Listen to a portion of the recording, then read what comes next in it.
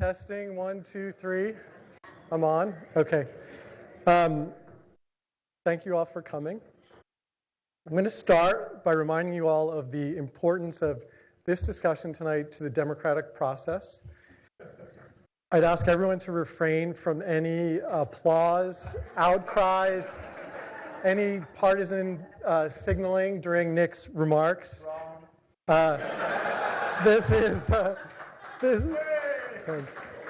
This is in accordance with the rules drafted by a nonpartisan commission of former Gawker staffers. So seriously, welcome here. We're really proud to bring you here. Quartz is now 4 years old. This is our first grown-up office. It's not a hand-me-down office. It's not a shared office. And it's as close as we could come to representing Quartz's design and the culture of this place in a physical space.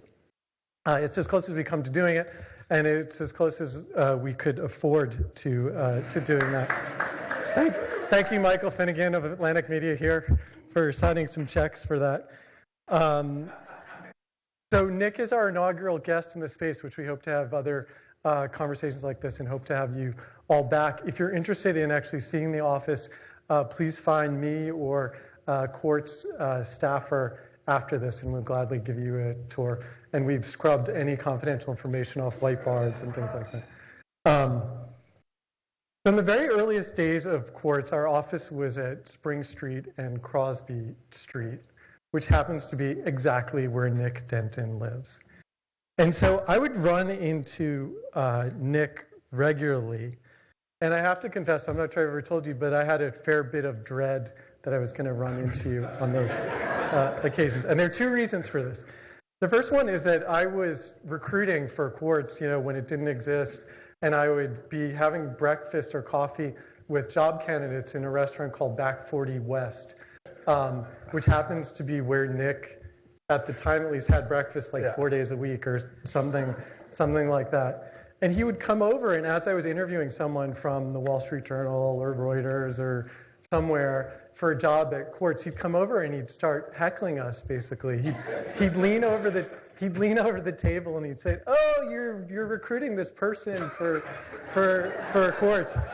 And I have to say that it spooked almost every job candidate that he did that to. I think our conversion rate or whatever you call it was close to zero when Nick got in on the process. So why didn't you switch breakfast places? There are some people, I actually looked this up, and there are some people who had email exchanges about where you're going to have breakfast and whether we could actually do that. The second reason is that Nick had a very dim view of one of the early pre-launch business side staffers of Quartz. And so when I'd run into him, I don't know if you remember this, but pretty much every time I ran into you in the street, you'd say, "Okay, has he been fired yet?" This person no longer works at Quartz. Nick was right, but it was kind of intense to have every time I ran into him, have him ask me whether one of my colleagues had been fired yet. So we moved offices. I no longer had to dread seeing Nick anymore. But he is one of the most thought-provoking people I find on media, on the Gawker Media project itself, and has been through it the last 12 months that I think are Hollywood movie at some point. So I wanted to invite Nick to come in to meet with this group of people, which includes Quartz staffers and friends of Quartz and kind of our extended family. Excuse me. So I'm gonna talk Nick through the story. We're gonna talk for probably about 30 minutes, and then we're gonna open it up to you all. We are aware that tonight is the vice presidential debate and that some people will have to leave. So we'll conclude with enough time for you to get in a taxi just about anywhere in New York City. People who live in Westchester, New Jersey, you may have to leave early. So we're gonna dive in. So thank you for being here. So I want to start and just dive into the story of the last 12 months. What was the seminal moment for you in the story of the lawsuit against Gawker Media and ultimately the bankruptcy and sale of Gawker Media? I mean, it depends how far back you look. As far as you want to go back. The most striking moment was probably my 50th birthday, August 24th, at the bankruptcy court, and learning that I wasn't going to be able to rent out our apartment through to the appeal. Wow. And would have to sell it. So that was a kind of sobering moment. Then before that, I guess the revelation that Peter Thiel had been behind not just the Hogan lawsuit, but other lawsuits.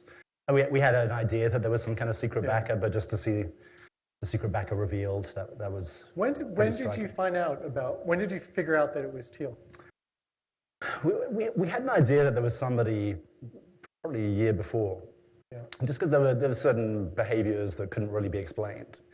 Maneuvers that cut off our insurance funding to fight the case, but also capped the plaintiff's likely ultimate win. So financially surprising behavior. So we knew that, and there were rumors going around. There was some rumor about a foreign billionaire.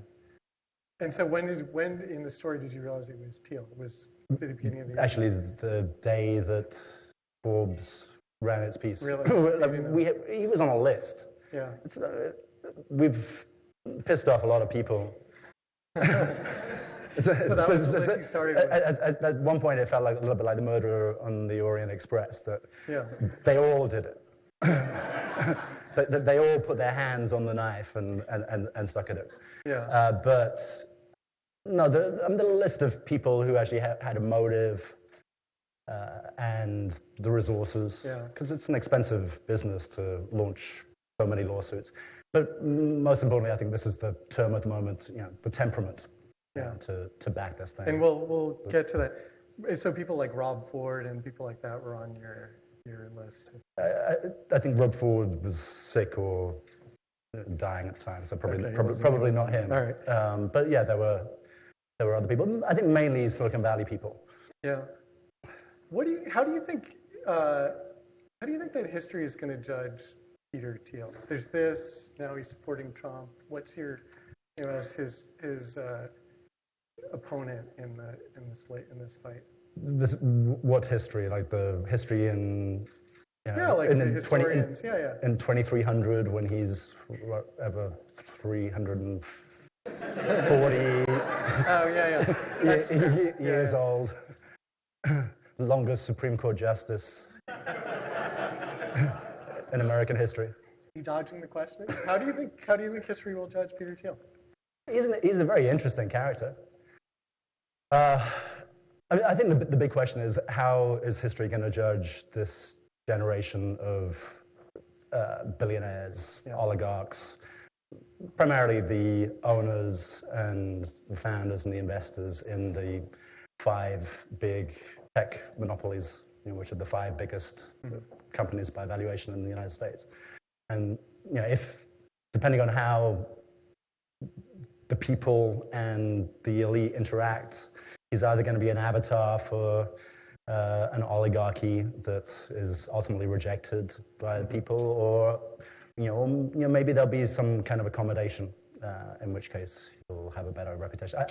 I think he's going to be a symbol, maybe not as much as Mark Zuckerberg, but I think he's going to be a symbol of this generation of tech and business leaders. I want to talk about where sort of politics and that goes, but first, to stick on the case for the lawsuit for a minute, do you wish that was there pressed harder for a settlement with Hulk Hogan, like for yourself? Is there an alternate version of the story that? I don't really think that. I think Peter Thiel said in the New York Times that this was deterrence, and deterrence requires an event. I don't think settlement is enough of an event. And as we've seen with Charles Harder, picking up Roger Ailes, picking up Melania Trump as a client, that actually a trial and a big verdict, even if it's later reduced or overturned, is a great marketing device if you're trying to get celebrity and power clients. I think part of the a related question is the legal precedent that this sets for journalism. Like, was there any, with this judgment going against you, do you think there's any kind of, or you regret that you weren't able to avoid that? it's been a long, convoluted path, through federal court, appeals court, and the Pinellas County local circuit court. So it's still playing out. We don't know how it's all going to end and be resolved, or what kind of precedent is going to be set. I mean, I think a lot of news publishers have taken the view that, okay, even if a precedent is set, this is a special case. I mean, after all, it was a story, not involving Donald Trump's tax returns, but a story about a major celebrity involving a sex tape. Yeah. So a story that a lot of courts would not have been interested in covering that, except like maybe you cover us and how we covered it, or what trouble we got into for covering it. And so just on the Trump tax return, so the Trump's lawyers this weekend said that they were threatening to sue the New York Times. Would you be, from where you sit, would you be concerned if you were the Times? It's not Charles Harder, is it? And I think it's Kasowitz that they picked up. Charles Harder is scarier, but I think actually a lot of, from what I hear, there are several lawyers, including some of the old guard in Hollywood, like Marty Singer, who are getting more aggressive now. I guess it's competition, and Charles Harder has established a new benchmark. So ultimately, the outcome of this is that you sold Gawker Media $130 million to Univision. $135 million. Sorry. Every $1 million counts. I can imagine. And that is actually, in your opinion, that's a pretty good outcome for this. Yeah. I think Univision is an excellent buyer. Both Isaac Lee and Raju Narasetti, who's taken over at what is now Gizmodo Media Group. I was lucky we had multiple titles. Yeah. There was a little bit of redundancy built into the system. And they're both journalists. And they both value editorial brands and the power of a good story, how a good story can make a brand. And one of the sort of byproducts of this is that you no longer are running this organization. You've told people that it was inevitable that Gawker would be sold at some point. And I think, I've heard other people, which I think you've disputed, have said that in a way this is a good outcome. People wouldn't have let you sell. Your employees would have resisted any sale. This lets you exit, basically. Yeah, I don't know where that comes from, but I do. For a long time, we were absolutely focused on being independent. Yeah. The thing that was distinctive about Gawker Media Group was that, you asked about seminal moments. This was the seminal decision. There was no list, but there was no list of people who were not to be criticized. Yeah. So there were no friends of mine who were protected. There were no peers, no other journalists, no other media organizations. We didn't choose between celebrities and Silicon Valley power people. We wrote stories about them all. Yeah. So when you go down that path, I think it's pretty much inevitable that at some point there's going to be a combination of them.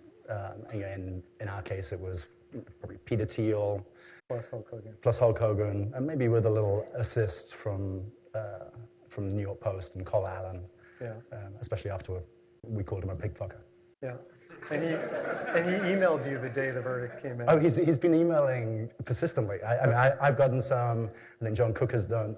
It's like, was it squeal, pig fuckers squeal? I think that's it. Yeah. I think it's the pigs that are supposed to squeal rather than the pig fuckers. When did you realize? You did, like as you said, there's a long list of people that you went after, and this is a logical conclusion to that. When did you realize that the Hulk Hogan post was going to be the one that did it? We didn't. Yeah. So the Hulk Hogan post, I don't know whether you remember at the time, but that post came and went. It got some traffic, but it wasn't particularly controversial. And 2012 it actually feels like a very different era, but that story would have been forgotten in a day or two if it had not been for the lawsuit. And then the lawsuit itself, It was initially a copyright claim, and it was kicked out pretty swiftly. And I think it was only when they dismissed the initial claim and went for a privacy claim instead in the local court, and found a judge who was, I think, sympathetic to that cause. I think that was the point at which it became really dangerous. I want to ask you about A.J. Deloria. Oh, and then discovering that Florida had a $50 million bond rule. What was that, the $50 million bond? So even if you're going to appeal, Yeah. you need to put up $50 million. Okay. What about A.J. Deloria, who is the editor who wrote that post? Is he the tragic figure of this story? He is, on the hook for judgment well in excess of his means. He didn't do himself any favors during depositions where he joked about child pornography. But at the same time, He didn't. Let me at least get that one right. He didn't joke about child pornography. He didn't joke about it? No. What do you mean?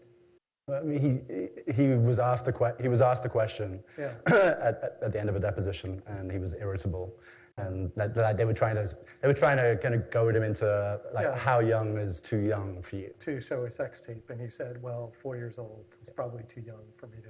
Which was a stupid joke. Yeah. thing. So is he? But to go back to the question, is he a tragic figure in all this? A lot of people, AJ is probably the worst off right now. I think a lot of people have. It's a lawsuit. It's not just one lawsuit. It's a whole bunch of lawsuits, and there's a lot of money behind those lawsuits. And the lawyers are doing what the lawyers do, which is to make life uncomfortable, unpleasant, and painful. So it's too early to say. What? Unfortunately, so far there haven't been any tragedies. Yeah. Peter Thiel stands up at I don't know whether this is. Peter Thiel stands up at the RNC and says, "I'm proud to be gay. I'm proud to be a Republican. I'm proud to be an American." He seems fine. Yeah. Hulk Hogan just bought himself a seaside villa down in Tampa. Yeah. I presume with an advance payment on whatever he's expecting to get in terms of judgment. So he seems good. And AJ he's working now in LA. Yeah. And I hope we can get through this with, maybe it's going to be an object lesson in power against the bloggers, or maybe people will draw some lessons about the press or media, or just the cultural divide in this country, which was so much in evidence at the trial. But I hope that there's no greater casualties than have been suffered so far. I want to ask you, you wound up with the sale of Gawker Media. There were rumors over the years about various conversations with News Corp.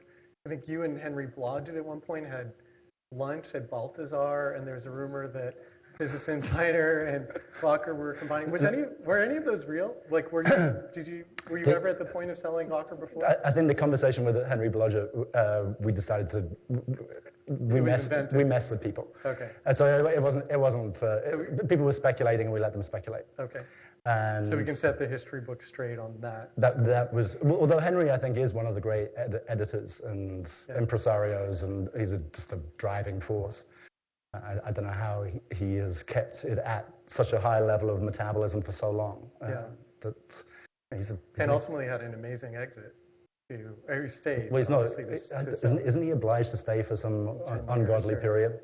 Yeah. But did you, the question... News Corp. Yeah, did you ever come close to selling before? I think there were 2 phone calls. Okay. Yeah.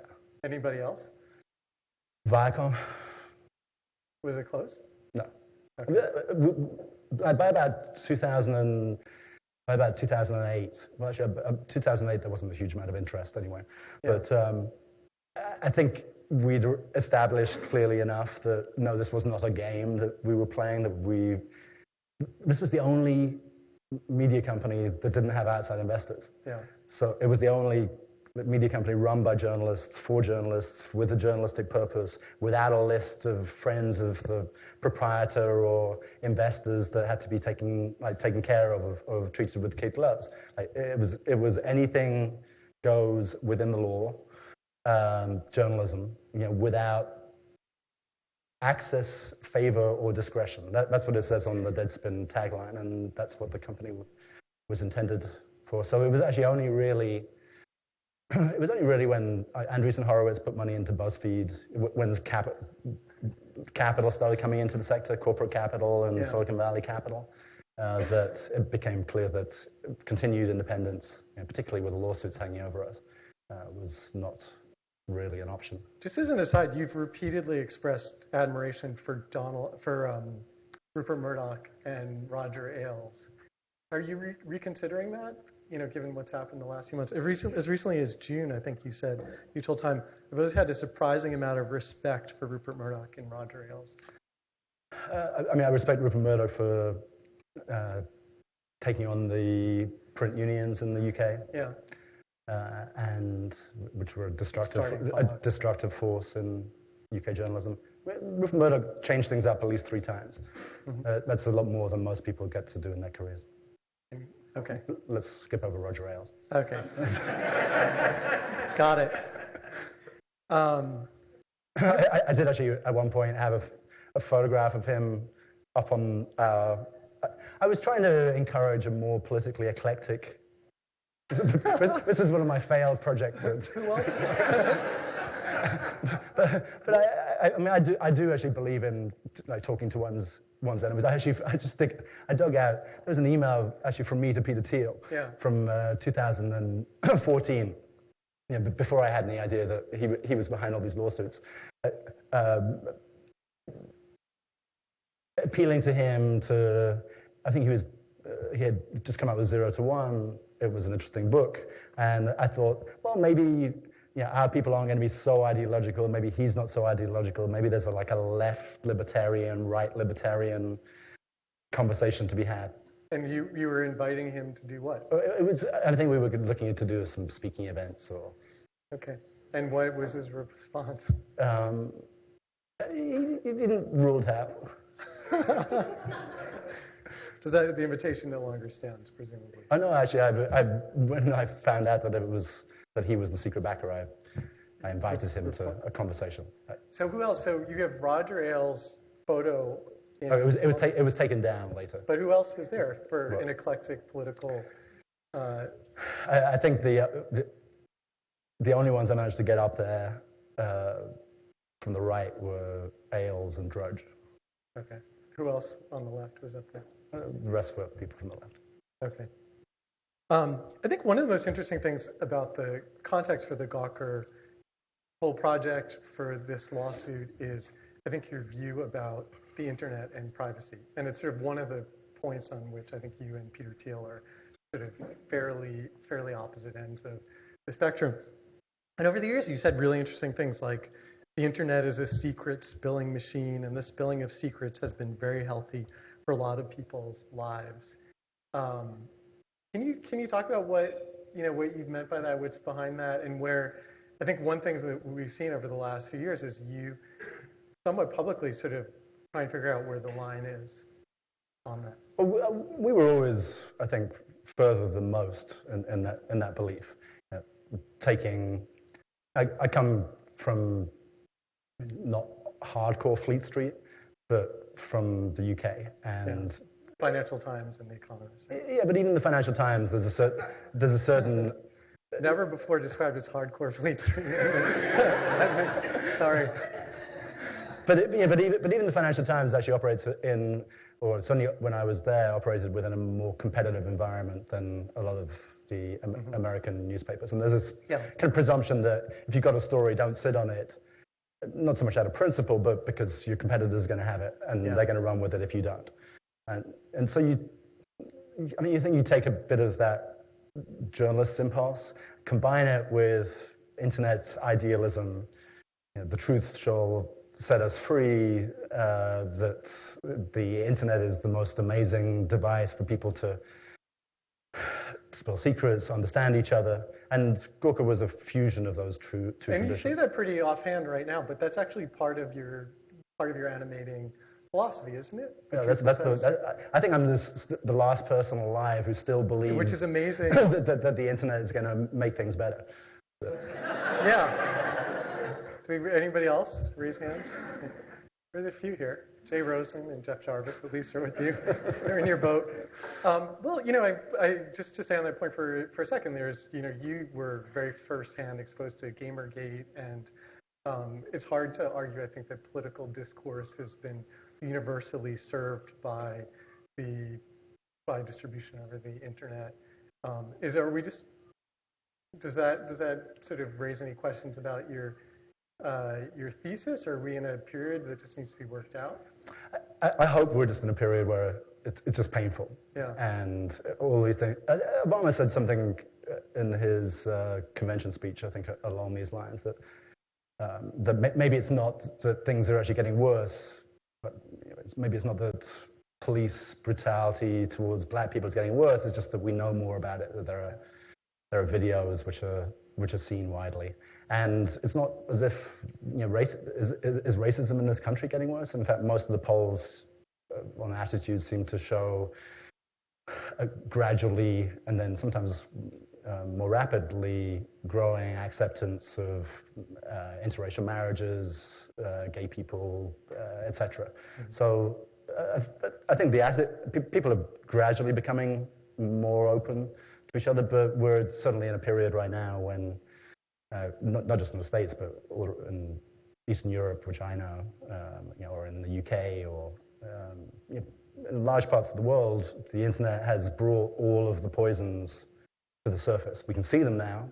These things are true too, and we can talk about them and write about them, but it suddenly feels like a tense environment. I want to talk about two things with regard to sort of this privacy or this question of openness. And one is this question not just of political kind of discourse, but of this idea that individuals should be comfortable with their privacy not being, supposedly invaded or their secrets spilled. One of the, sort of case studies where you seem to draw a line was last year with the Condé Nast CFO, where you came out publicly, you took the post down and came out publicly and said that the benefits of that secret spilling were outweighed by the damage to his family. Can you talk about your thinking behind that? It's simple. The story didn't seem to have a point. Yeah. Okay.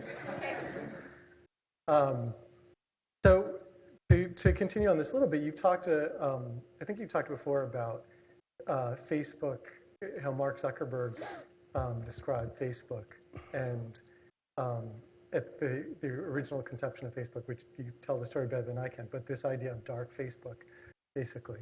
You want to? I don't think it was his original conception. I think at some early point, this was, I think in 2007, there was some conference, he told me this, that he'd sort of been weighing, I guess, whether you give people's critics the ability to write on a wall or whether it's just them and their friends.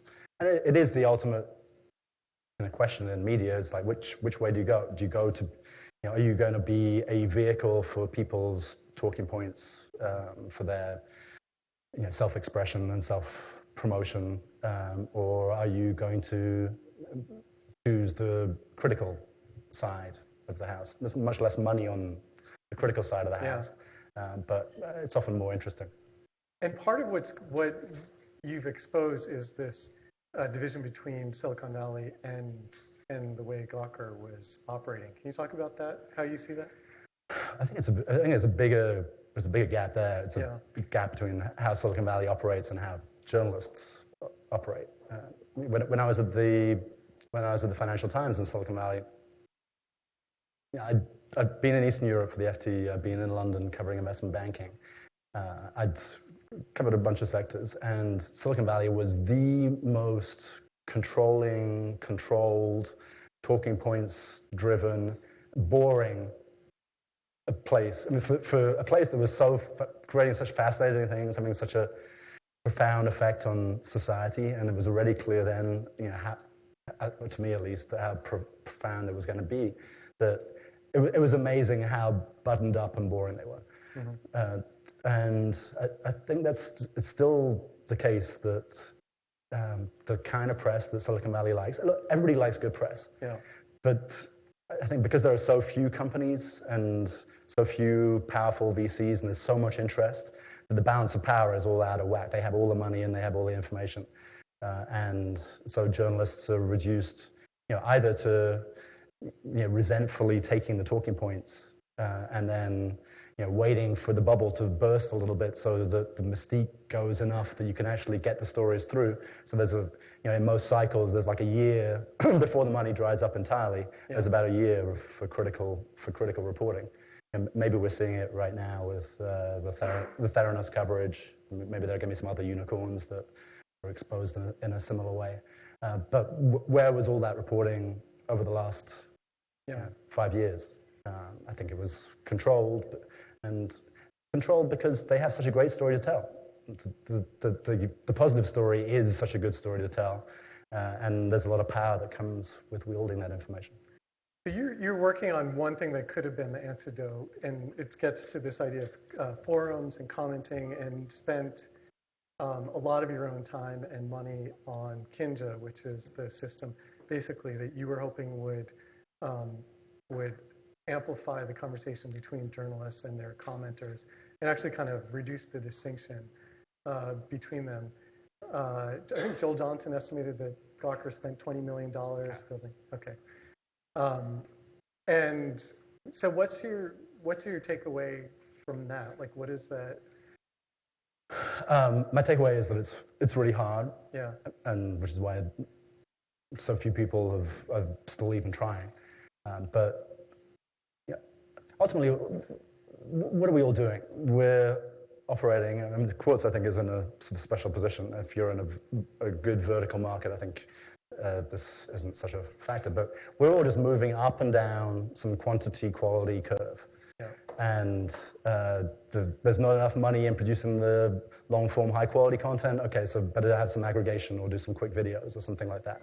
And I think the real question, especially now that distribution is basically owned by Facebook, is if you're a publisher, can you, and I think the answer is through online collaboration with subjects and sources, can you move that cost curve so that they're helping you make the stories, and they're helping you make the stories better and more dynamic, and everlasting, constantly evolving and changing as new information comes in. But that's something that I think we succeeded on Gizmodo and Lifehacker and Kotaku and Jezebel. But I think for business coverage and for politics, it's just really, really difficult because in politics, people are just at each other's throats the whole time, so it's very hard to get any diversity of opinion. Yeah. Peter Thiel in the Gawker.com comments, I don't think that would really work as a kind of a civilized dialogue. And I think businesses don't want to put their own people anywhere where critics are going to be able to. So the discussion is very one-sided. But this has been a kind of animating, sort of intellectual or idealistic project for you. Is it something that you're going to continue now that Gawker Media is? I think it's the only thing to do. So it's the biggest thing that one could do. If you could create a way for journalists and subjects and sources and outside experts to have a conversational, maybe a little bit like the conversation that we're having here, or that you get at a decent conference, or the kind of conversation that I learn everything I know through conversation. At Oxford, the lectures you don't go to, or I didn't go to. But the tutorials where you have to do some reading, you have to do some writing, and you have to argue and defend your position, that's one of the best ways that anybody can ever learn. And I think one could do the same for a lot of news, and a lot of people are moving in that direction. And is that your next project, concretely? It's likely to be something around forums. And further erasing the distinction between the article and the discussion. So that why shouldn't a discussion spark off at paragraph 4? You've done work with annotations. Yeah. And I think it's interesting, but I don't see why those annotations shouldn't. Why shouldn't one of those annotations, if it's interesting enough, Why shouldn't that be the root of the main line of the article? Of course, writers don't like that. Journalists don't like that. They don't like the idea that at some point at paragraph 4 that everybody's just going to divert off into this branch. And they lose control. Yeah. So you're considering starting a company around... It won't be for at least until the appeal is done. Okay. So which is about a year Which away. is a while. Yeah. What about, you talked about Facebook, and I wanted to ask you about that, because they loom fairly large in making kind of the distribution opportunities that Quartz and others have benefited from. The changes to their algorithms and their preference for things like live video are definitely steering the direction of and ultimately, they're responsible for at least the creation of wealth that at least partly funded Peter Thiel's crusade against you. Do you think Facebook is aware of their responsibility? Do you think they're responsible? And are they aware of their responsibility? Facebook's created a lot of wealth, and it's created a lot of wealth on the right.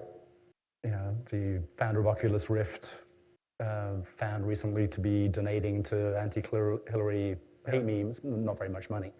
Or Dustin Moskovitz on the left giving money to Hillary. So I think if you take a bunch of relatively young people, give them a lot of money, and they're also kind of people who have a lot of confidence in their own beliefs on systems and how the world should work, that you're going to get a whole range of outcomes. Some of them are going to be wonderful. Maybe we will get to Mars and on the back of Silicon Valley money. But some of their philanthropic projects may be a little more twisted. Yeah. Well, but apart from the personal wealth, actually just going back to Facebook itself and their control over their role in the... I think they have responsibility for the news distribution. They are a utility. They are desperately trying to avoid that role, avoid taking editorial responsibility and social responsibility for the stories that are being published. I think the story that Gizmodo drove earlier in the year about right-wing stories being deleted or downgraded from trending topics. Yeah. I mean, I think it was interesting, but I think the bigger issue is the extremes of all kinds, whether it's racists in Hungary, where my mom came from, anti-gypsy sentiment there, or whether it's right-wing, or even kind of Bernie fanatics in the US. That a lot of the information base for these people, it's Facebook. What used to go around in the email chain is now on Facebook. It has the legitimacy of being on Facebook. And I don't see how they can escape responsibility, not necessarily for moving the country left or right, but for empowering extremes of all kinds, without intending it. I'm sure they look at that and they hate the idea, but that's the effect. And what should they do? I think they should maybe allow people. I was struck actually recently, and this isn't to do with the extremes in a way. It's Facebook's reaction to the criticism that they get from all sides. But the recent deletion of an iconic Vietnam War photograph. Deletion, first of all, from the person who first published it, then the editor of Norway's main newspaper, then the Prime Minister of Norway. I mean, what the hell is Facebook doing, censoring the Prime Minister of Norway, who is in communication with her own people over the country's dominant news network? I mean, it's a completely untenable position. And for them to say that they're applying some kind of lowest common denominator global standard for their, I forget what the expression was. I mean, I don't want to be governed by a global standard in terms of what I can and can't see. I don't think people of Norway do. So maybe the answer is that you let people choose. I mean, I choose Norway. I want to be governed by Norwegian standards of openness and the lack of prudishness. And I don't see why Facebook users shouldn't be able to choose their environment rather than being dictated to by one amorphous, global spanning algorithm. Yeah, I want to open it up to the everyone else in a few minutes. So if you have questions, please get them ready. But I want to talk a little bit about the media business and the landscape before we do that. And so you could argue that there are two eras of New York digital media, and the Gawker Media and Huffington Post sort of was the first one, and the more recent one is probably BuzzFeed and Vox, and maybe Quartz are part of that. Who do you think are the winners and the losers of these two eras? Well, the first era, the winner is Google, and the second era, that wasn't on my list. The winner is Facebook. Yeah. What do you? All right. Apart from Google and apart from Facebook. Well, I mean, that's like. Apart from that is everything. Because they took away all the revenue. Well, they didn't take away all the revenue, but what are the stats? 75 or 80% of new advertising revenue goes to Google and Facebook. I think there's some great businesses that have been nice businesses that have been built in digital media, and I think we had a real nice business. And I hope Univision gets to enjoy the real nice business without these lawsuits. Quartz, it seems, from what I can see, from what I hear, it seems that like you have. Yeah, we're all doing that. What about Vice? I mean, they sort of stand out as a company that's managed to achieve scale beyond pretty much everybody else.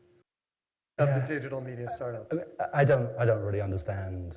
I don't understand Vice because I don't really come from the TV business or the video business. Yeah. And I think they're like a TV production house, a very good branded TV production house. Yeah. And Endemol sold for what, 5 billion euros or something like that. Which was the reality TV.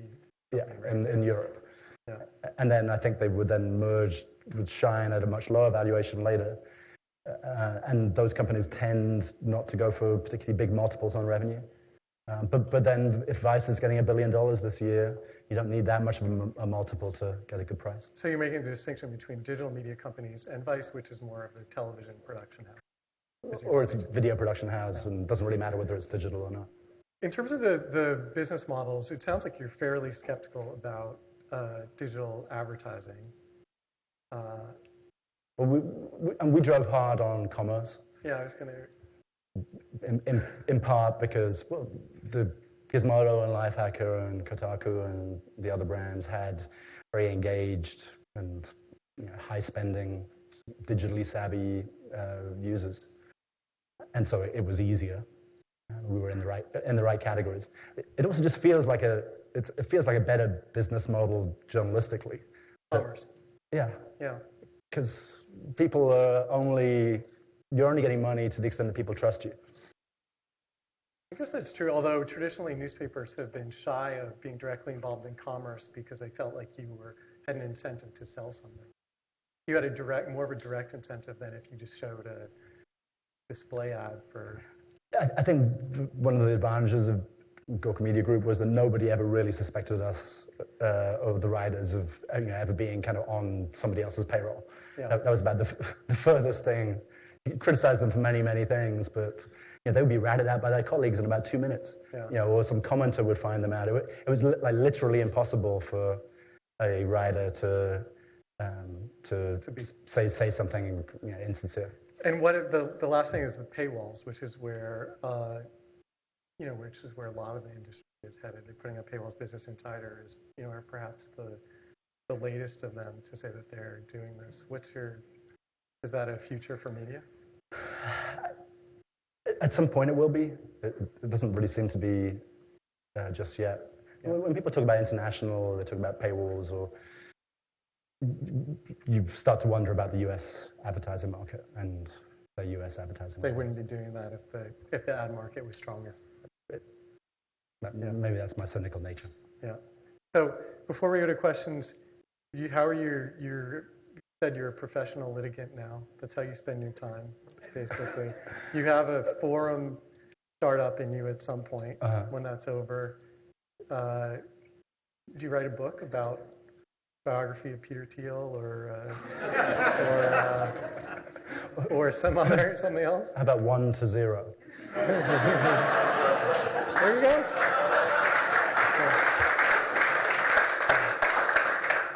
I think if I do a book, it will be by the time it comes out, it's going to be an interesting, lurid story with a crazy cast of characters. Yeah, Hulk Hogan. And Bubba the Love Sponge. Bubba the Love Sponge. Peter Thiel, Yeah. who is an amazing character. You could not write a character like Peter Thiel. Yeah. Like it would beg a belief. I think there's probably a story to be done, a story to be written about just the arc of the internet. The initial idealism, which motivated me, the idea that you can talk to anybody, you can reach out, you can find your own kind, you can find the others, you can learn things, you can get deep into some forum and find out, get information on this thing that you never knew anybody else was interested in apart from yourself. Yeah. And that's that was an amazing dream, and a lot of it has actually been realized. A lot of people have come together around their shared interests in a way that wouldn't have been possible before. But the era that we're in right now is an era of profound disappointment, that we're looking at political events, the American election, the Brexit vote, the rise of the right in Poland or Hungary, that a lot of the chaos and dissension in the modern world actually seems to be coming from the internet in general and social media, Facebook and Twitter in their own ways. Twitter is a seemingly hateful place that if you're any kind of public figure, you go in there just as a masochistic exercise. And Facebook as this kind of weird mixture of kind of smarmy self-promotion but with the sense that somewhere out there are these extreme ideas that are circulating around amongst groups. It feels like the internet is at the core, not just of everything good going on in society, but everything bad that's going on in society at the moment. And then there's the question about which way it goes beyond, after the inevitable downturn, after people realize that VR is still 5 years away,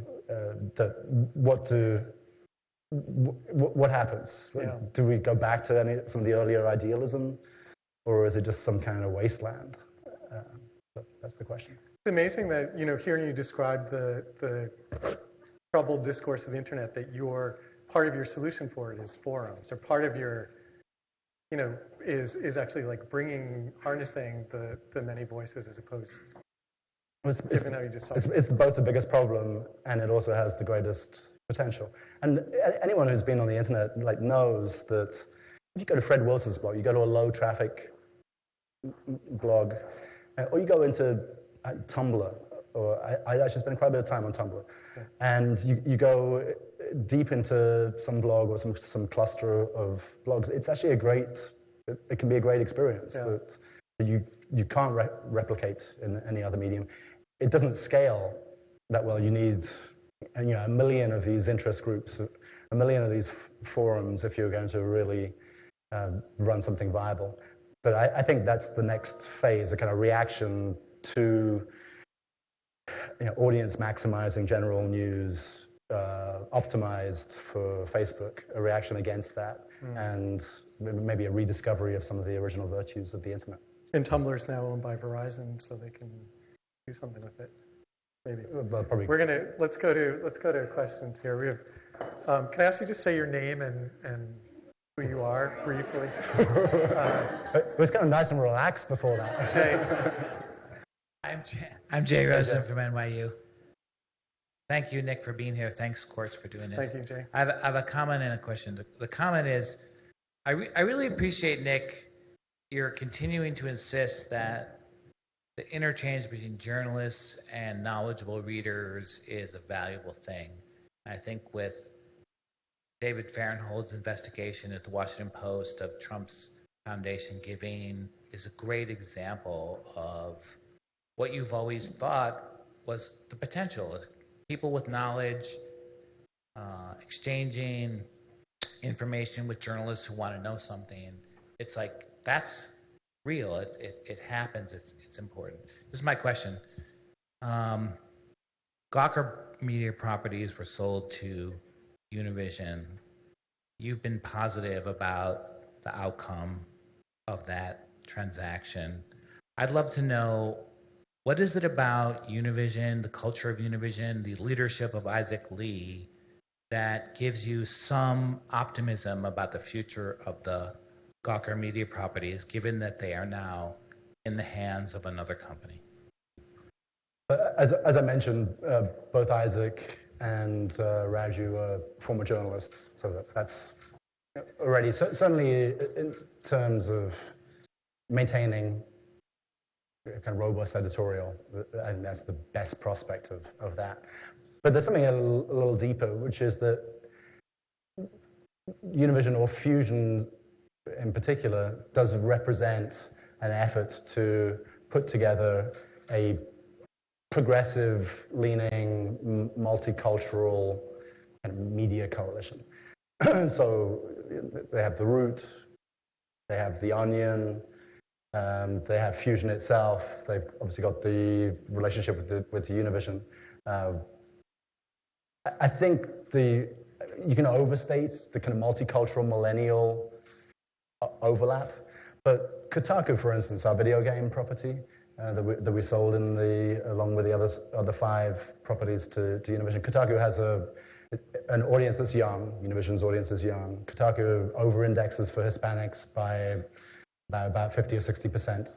And I think around these interests, like video games, that's where you see the modern America coming together. The race doesn't matter so much. That it's part of your identity, but maybe gaming, being a gamer, is a more powerful identity, and it's an identity that brings people together. It's a melting pot, not around a nation, but around a shared interest. And so I'm hopeful that the focus on verticals can actually allow for these seemingly disparate groups, hipsters and Hispanics, to come together and shared experiences. Other questions over there? Yep. Hi, I'm Olivia Goldhill. I'm a writer here. So in the UK, it's considered illegal to publish images or videos of someone doing sexual activity without their consent. And given that, and given the publication of the Hulk Hogan sex tapes, I was wondering if you object to revenge porn laws, and does your opinion change depending on whether the person involved is a man or woman, or if there's any other factor that would alter your opinion on that? I think it depends above all on how public the person is, and how public they are about their sex life. So and that's the biggest factor. You told a story about how you at one point, I'm not sure if you said this publicly, but you were concerned there's a sex tape of you that would be released, right? I think I thought it was maybe images. Okay. I was told that there were maybe images for about 24 hours. It was actually AJ Dolario. He got a tip from somebody who claimed that they had photographs of me. To publish on Gawker? Yeah. Which he would have done.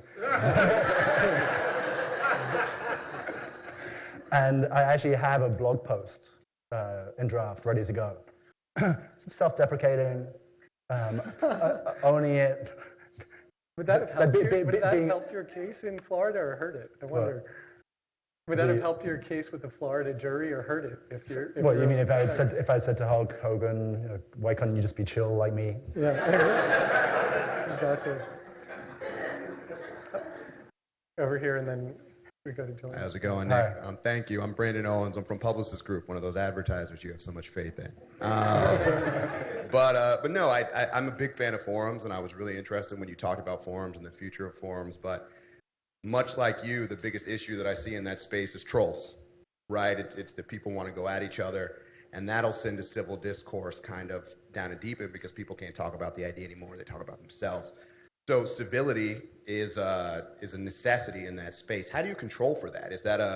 Are you waiting for the social mores to get to a point where people just kind of realize that themselves, or is there a mechanism by which you kind of have to adjust commentary and make sure that the discourse stays civil so that it can continue.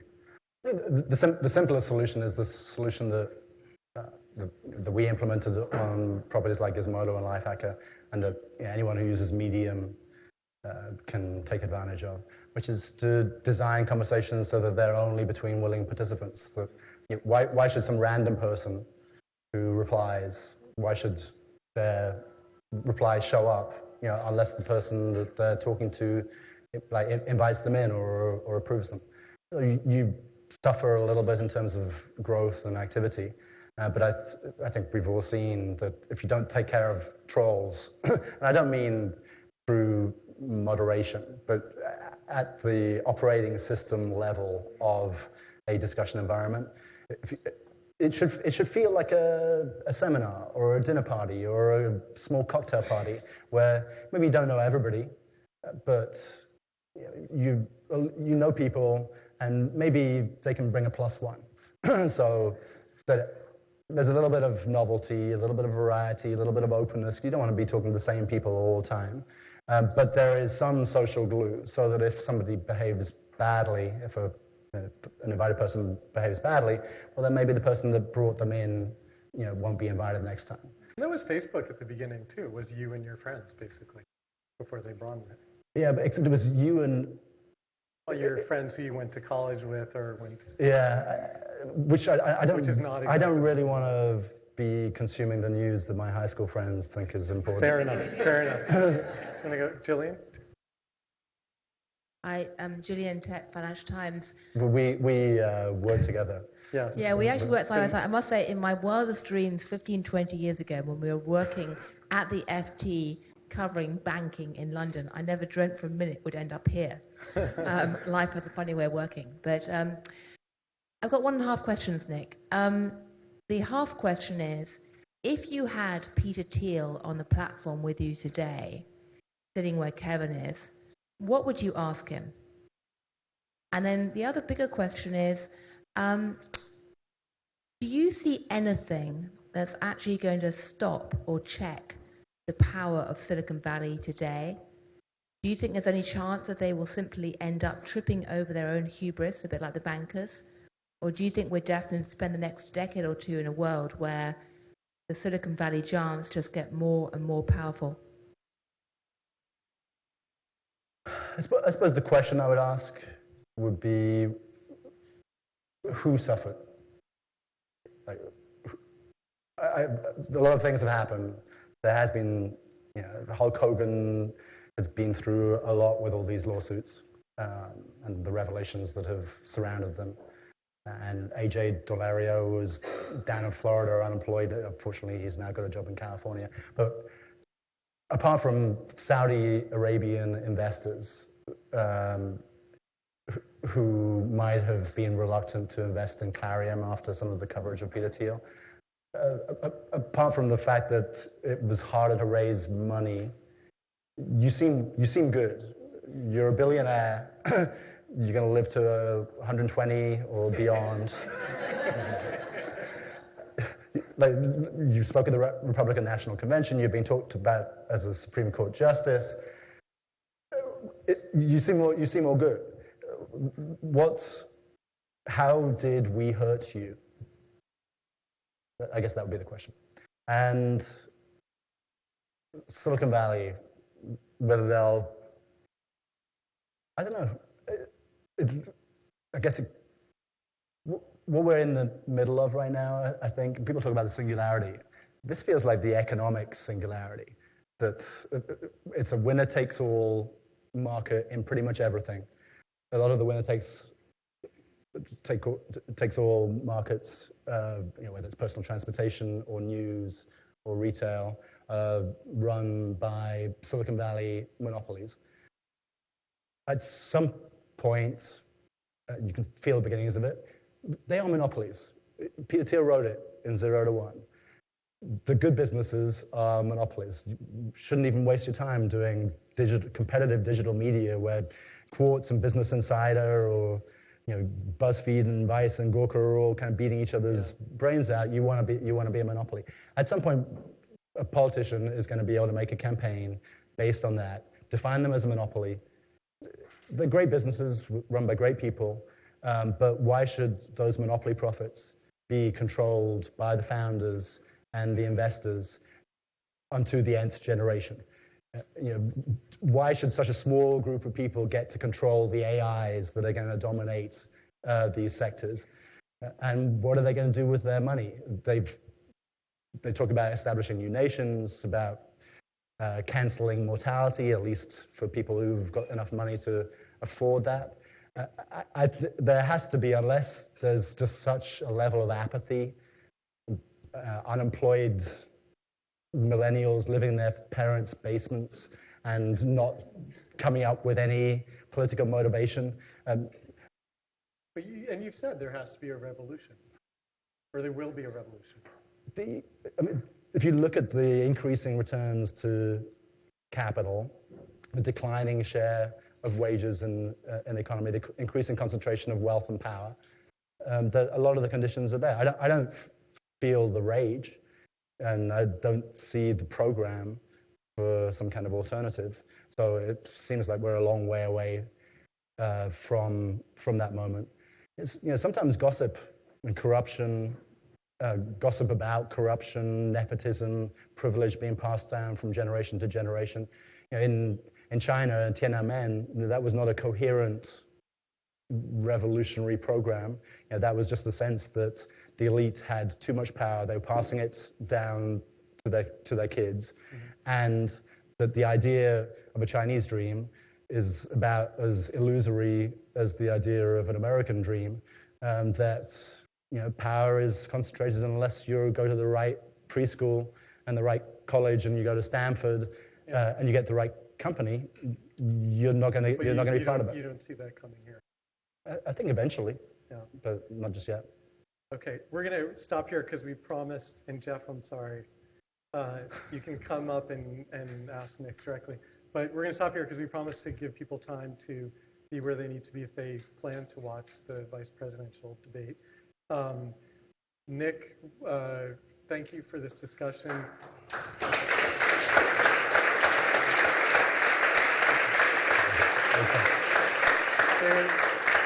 There's a startup on forums in the future, and the revolution is coming, but we don't know when exactly.